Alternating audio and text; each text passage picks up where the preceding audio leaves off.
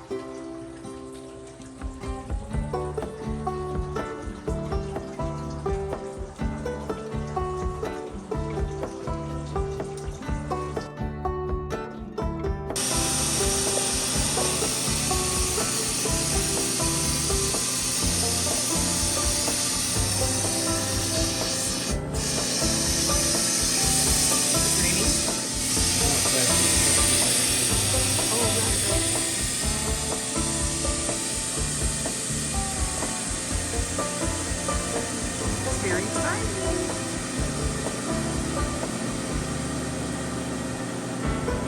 Look at those arms. Those arms.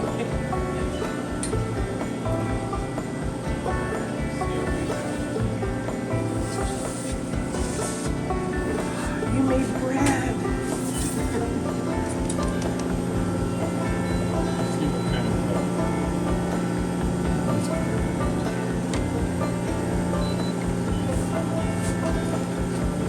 Zero. Ooh.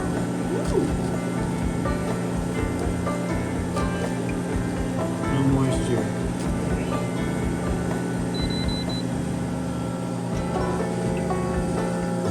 There's ice. That's supposed to be right. Yeah, you're gonna need it to defrost afterwards. Okay. So we can take these out. Joanne asked me what I was going to do with this vinegar water sprayed bread. I told her I thought I'd wash my windows. You crumble that, or I'll see how. Okay, first batch done. Let's hope the chickens don't notice the slight vinegar taste.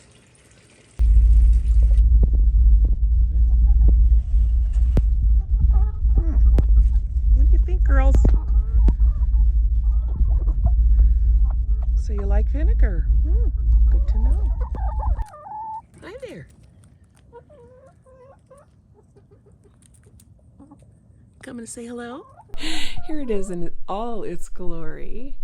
And we were pretty excited about the way that we figured out how to get it in here, because we put it on the tray that, or the cart, let me say, that really fits it perfectly. And I'll link to that below, because if you have the extra large, you need something very strong and very durable. One thing that's so perfect about this size is that it leaves you room right here for when you are pulling your trays out. It's just nice to have a little workspace for that. We built a ramp, we being I took video and Dave built it, but we built a ramp that brought it right up to the door, and then we discovered this. That's the top of the freeze dryer, and that's the top of the door.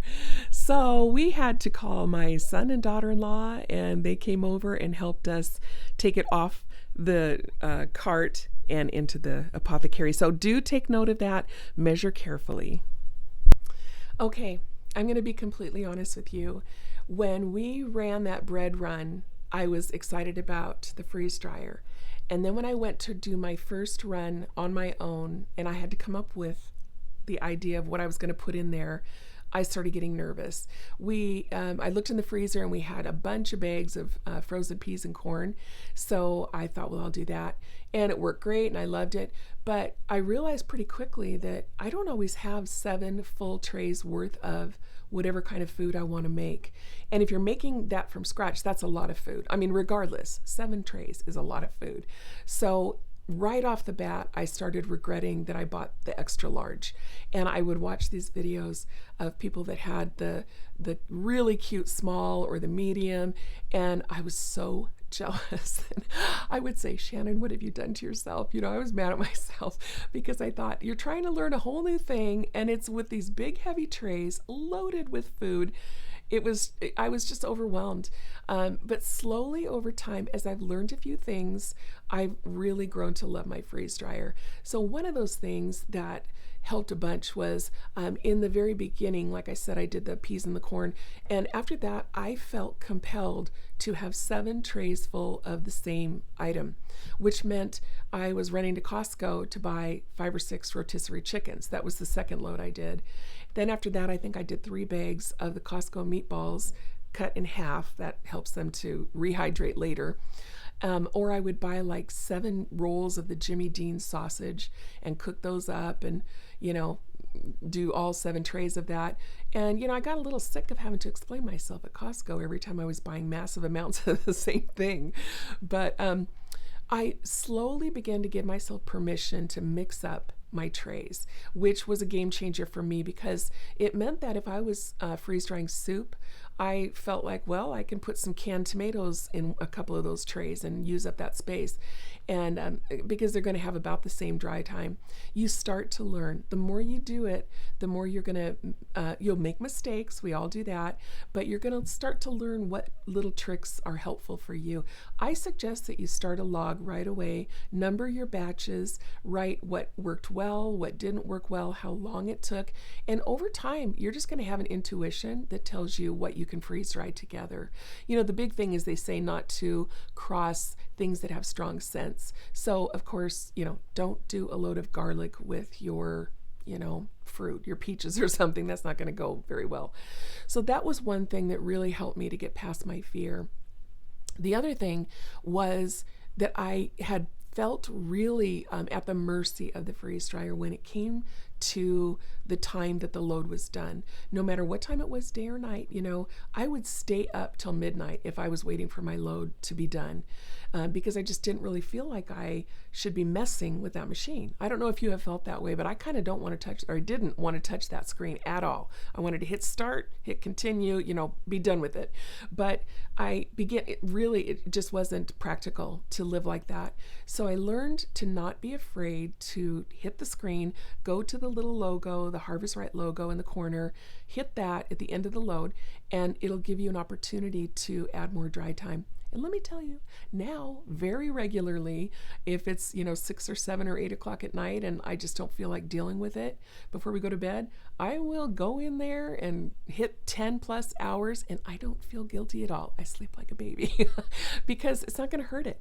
That's the thing. Realize right now that you cannot add too much dry time. You can't over dry this. So that gives you the freedom to kind of be the master over the situation rather than at the mercy of the machine. And then lastly, what helped me a bunch was to get my systems in place. I'm going to do another video where I talk about the labels that I create. I have an Etsy shop and I have shipping labels that I use for that. So I have a label maker, and that's what I've used for making labels for my freeze drying. But I'm going to tell you what works on there and what doesn't. For me, well, I don't want to get into it now. I could get too far into that. But I have those ready to go. I have them on the Mylar bags. I've kind of already decided the size that I'm going to want for the load.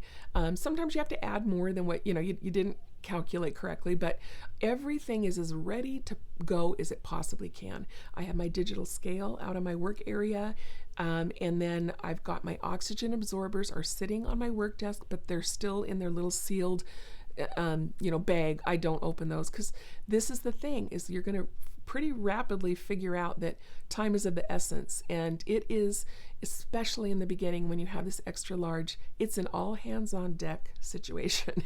Dave just had to come out with me because I could not do it by myself. And now I am, because like I said, I've got everything ready to go. I know what I'm doing. I'm comfortable. I can do it all by myself.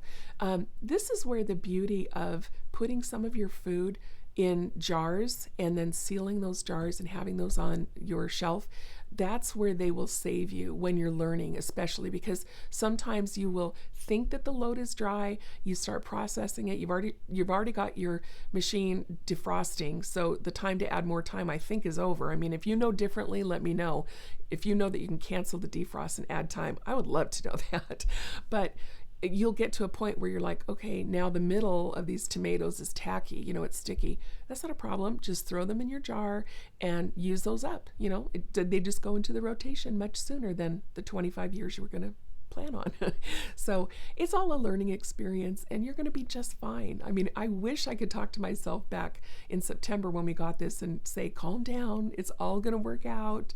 The sky's not falling, because now I love it. And one of the things I love the most about having the extra large is that maybe it takes 24 hours for a batch. It would take 24 hours for a small or a medium or a large as well, but I'm able to do more food at one time. So I'm really happy about it. And I hope if you're watching this, you must be thinking about it. I thought about it for several years before we bought it, and I'm so happy that I did. But let me tell you, the more of these videos that you watch, the more you're going to want one, because your mind starts going and you begin to see all these ideas that look like fun to try, or you think, oh, I'm going to make a big batch of that for Christmas.